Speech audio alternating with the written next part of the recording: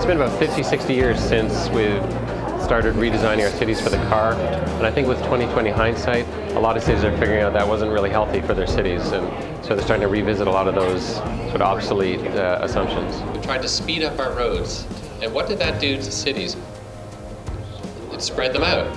It spread them out and created sort of homogeneous land uses, lowering densities, which reduced exchange.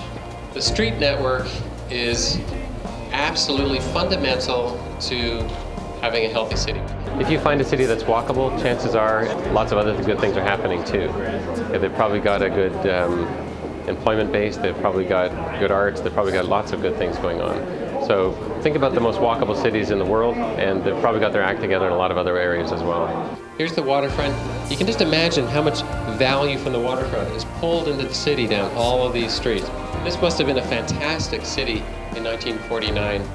In the post-Second World War era, a lot of changes were made to Detroit, which undermined the city's street network. Now that's what it's like today.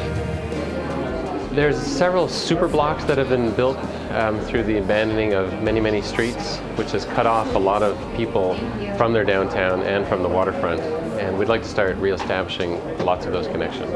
It's really about exchange, maximizing exchange in the city so that people, goods, services, labor, entertainment, all these things come together and in a way that fosters vitality. And that's what this whole thing is about.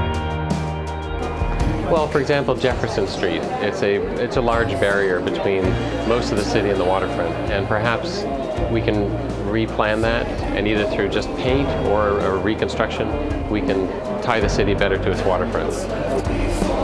Woodward Avenue, same thing. It's a really wide, hostile street which encourages speeding.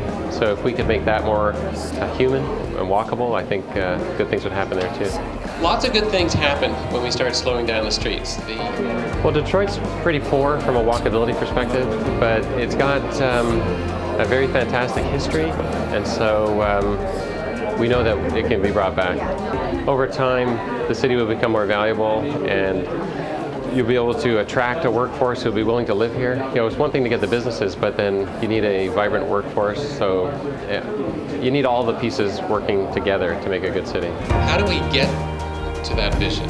And so the idea is to know what steps we have to take in 5 years and 10 years and 15 years in order to reach our vision of a fantastic. I think it's about capacity building, to get a lot of these ideas out into the public mind, get the discussions going, and hopefully the snowball will grow and grow. There are people who care about Detroit, that are working to make it come back, and that given the chance, if they could participate with a community foundation exercise like this or any other exercise like this, they should get involved, and they'll help the city come back to life.